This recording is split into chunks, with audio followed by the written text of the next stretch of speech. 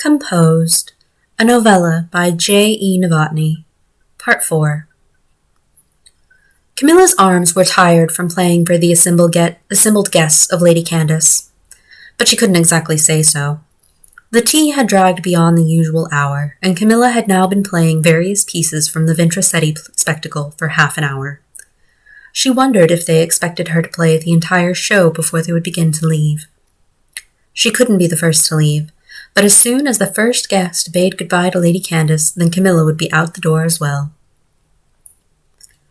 "Oh, Camilla, that's charming," a young woman seated near her said. "Will you play the princess's entrance again?" "Please, no. I can't take any more of this music or talk of this play," an older woman said.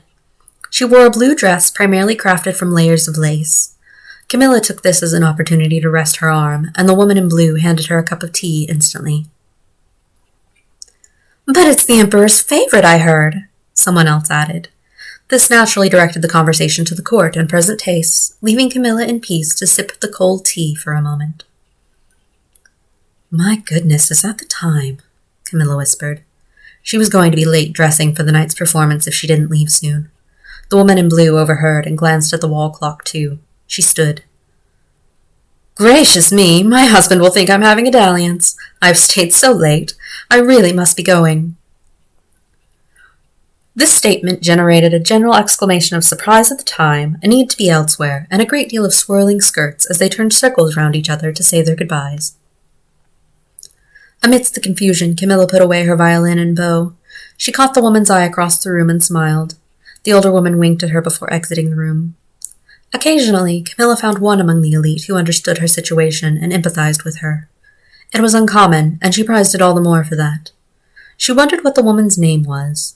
She vaguely recognized her from a few social gatherings, but Camilla was not as practiced as Nathan at remembering names, faces, or people in general. Music she could memorize in a heartbeat, but a name? Of what use was that to her playing? The hostess pressed a check into Camilla's hand as they said their goodbyes. "I do appreciate you staying so late. Everyone is simply enthralled by your playing, Camilla." "Thank you, Lady Candace," Camilla said with a small curtsy. She tucked the check into her waist pouch as she hurried out of the townhouse and into the cobbled streets. Nathan was pacing in the hallway outside her dressing room when Camilla arrived. "Where have you been this time?" "Lady Candace's tea party ran over on time. I couldn't just leave, as you've often reminded me," Camilla said as she brushed past him. Nathan followed her into the dressing room, talking hurriedly. "The primary cast went out to a new restaurant on the Eastern Wharf, and over half of them have food poisoning." "So it's to be a concert instead?" "It'll have to be. The ones taken ill are integral to all our spectacles." "Not the best business decision, perhaps," Camilla quipped. "Well, we can't have doubles of everyone. Anyway, it's to be a concert. Can you play the Ventricetti pieces as a concert? Arrange it? The Emperor's coming tonight." Camilla sighed and rubbed at her temple. She felt a headache developing. "Of course, Nathan, but you must leave me in peace to think." "You are a shining star, my Camilla." He blew a kiss at her and left, closing the door softly behind him. Camilla did not like the use of the possessive pronoun in front of her name. If she belonged to anyone, she belonged to herself. She scribbled out some notes, recalling the requested songs and what order she had played them in that afternoon. Her fingers ached at the thought of playing it all again. She wondered at her reticence. It had been 2 weeks since the Emperor's judgment of the play, or the music, or both, as quite good, or something to that effect. The public couldn't make up its mind any longer, nor did it matter much. The result was the same. Ventricetti enjoyed great success, and the theater was forced to regularly stage the play. It was what the people wanted to see. Camilla crumpled her notes in her hand as the reason she disliked it so much struck her. She had played music so much sweeter, so much more full of emotion, meaning, and pure joy, that she could not bear to play something so much less. Had she not received the composition from her master composer, she would have been as any professional is with their trade. In fact, she might have found something new in the pieces, something to keep her from boredom. But she had played better music and had worked with a better composer. She took a deep breath and exhaled forcefully before uncrumpling her notes. It did not matter. She still must do her job, and her boss had requested Ventricetti. The people requested it. But oh, if only they knew what they were missing. Dmitri decidedly did not want to see the Ventricetti play again, and yet he could not stay away, not after another full week without seeing her going to the clearing even once. He took a seat below rather than sitting in the Emperor's box. He would stay away, as the Emperor had requested, regardless of how his brother felt about the matter. The bell toned to signal the show's beginning soon, and people began to settle into quiet around him in the semi-dark of the theater. A man in a beige evening jacket walked onto the stage in front of the closed curtain. "Your Majesty, ladies and gentlemen, I regret to inform you that we are unable to present Ventricetti's play this evening due to a catastrophic illness among the players.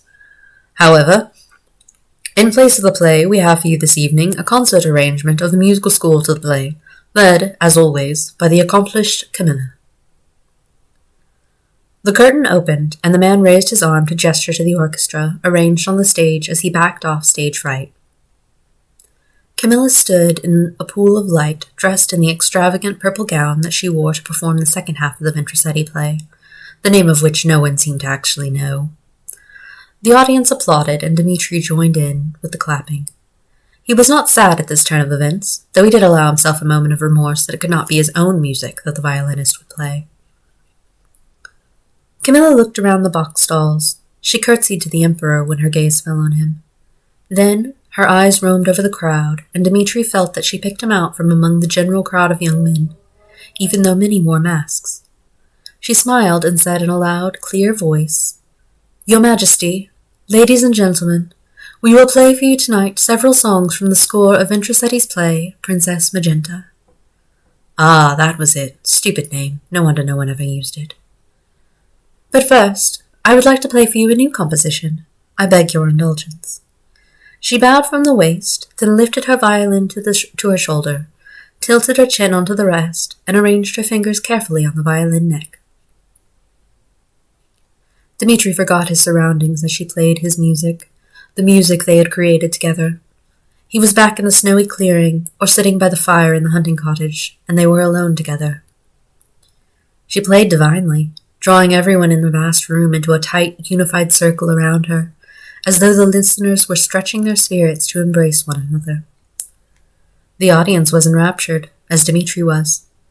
When she finished, and the last note died away, there was a brief silence before the theater burst into applause. Camilla bowed. After the applause died down, she and the orchestra began the concert of Ventricetti's music. But the feeling in the theater was much changed. Even those who did not have an appreciation for music recognized that what was being played was not of the same caliber as what had been played before. Many began to shift with boredom. Suddenly, the orchestra stopped playing at a gesture from the director. Dmitri followed the director's gaze to the Emperor's box, where the Emperor stood at the edge, holding up a hand for silence and attention. "My good musicians, your endeavors are appreciated. But with the music currently on your stands, you cannot compete with what the lady has played to begin the evening. Please, Lady Camilla, play for us again the piece with which you began." With that, the Emperor sat back down, waiting expectantly. Camilla bowed yet again before launching into Dmitri's composition for a second time. Once she finished, the applause was even louder than before. After clapping slowly 3 times, the Emperor left with his entourage. He was quickly followed by the rest of the court, who knew quite rightly that the evening was over. Dmitri left soon after. His emotions were in turmoil. On the one hand, he was elated that she cared so much for his music that she would play it for such a crowd, likely against her manager's instruction. On the other, he felt that he had put her in great danger, for his music was not to be performed in the city, and any who did perform the music would be imprisoned. But she didn't know that it was his, or rather, didn't know who he was, so that should keep her safe, shouldn't it? The song would become the talk of the city for at least a few days. People would want to know who wrote it. But she didn't know who he was. She could have no idea, or she never would have played it to such a large crowd. Clearly she didn't understand what she had done. But would the Emperor be understanding when it all came to light? If it all came to light. He stopped his mad hurtle through the night and summoned the presence of mind to hail a cab to take him the rest of the way out of the city. If, that magic little word, the concept of if had given him a little hope. It was one song. There would be no more. With one song there was little chance of suspicion falling on Dmitri as the composer of the piece. The Emperor may have noted something in the style or elevation of the music, but he would not expect Dmitri to go against his orders. Indeed, such a thought had been far from Dmitri's mind. From the window of the cab, he watched the shadowed trees pass, with bright moonlight glinting off the few remaining snowdrifts. The weather had begun to warm over the preceding week, and spring was teasing them. The cab pulled up in front of the manor, and Dmitri disembarked. He noticed a midnight rose budding next to the manor steps as he entered.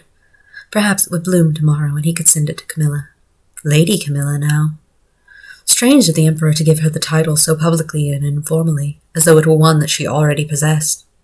The salons of the city would be abuzz with the news for the few who hadn't been at the theatre, and everyone would be talking about what it could mean. Dmitri took a seat at the window of his studio overlooking the forest. He stayed there far into the night, thinking about the young woman's rash, foolish decision to play the song for the public.